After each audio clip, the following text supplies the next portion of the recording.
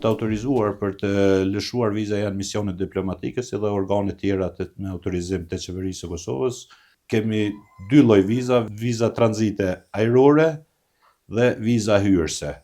Viza tranzite ajrore lëshohen për të huajt e cilët e përdorin aeroportin ndërkombëtar të Prishtinës si tranzit për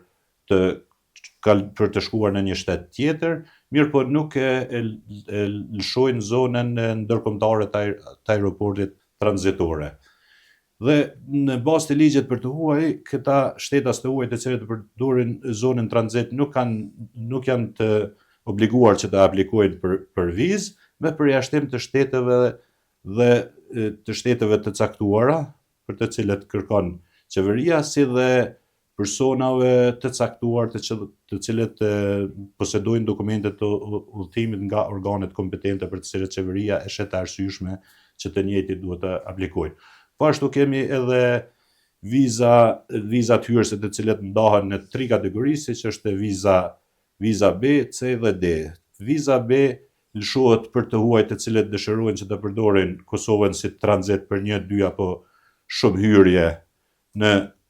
tranzit toksor, dhe të njëjtit mund të pajisen me vizë hyrëse për 1, 2 apo më shumë, dhe që afati tyre mund të jetë deri në 180 ditë, ndërsa viza C lëshohet për të huajt të cilët kanë për qëllim të qëndrimin në Kosovë 90 ditë brenda periudhës 180 ditore, dhe kjo vizë mund të lëshohet në një afat deri në 5 vite, mirë po të njëjtit duhet që të kenë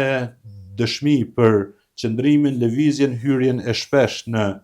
territorin e Kosovës për qëllime të ndryshme si punë, me bashkëpunim me institucionet ndërkombëtare, vendore, ligjërata, profesorët të caktuar, biznesmen dhe kontakte të cilat realizojnë, apo për arsye familjare që dikush i ka familjar të shtetas të Kosovës apo të huaj të cilët kanë qëndrim në Kosovë. Ndërsa viza e kategorisë D lëshohet nga misionet diplomatike pas aprovimit të Ministrisë së Brendshme. Zakonisht kjo vizë ka për qëllim qëndrimin e përkohshëm në Kosovë për qëllim të arsimit, për qëllime humanitare, qëllim pune, biznesi apo qëllime tjera, dhe për vizën D duhet që të aplikohet në Ministrinë e misionin diplomatik, të kompletohen të gjithë dokumentacioni për vizë, po ashtu edhe dokumentacioni i cili kërkohet për leje qëndrim, dhe pastaj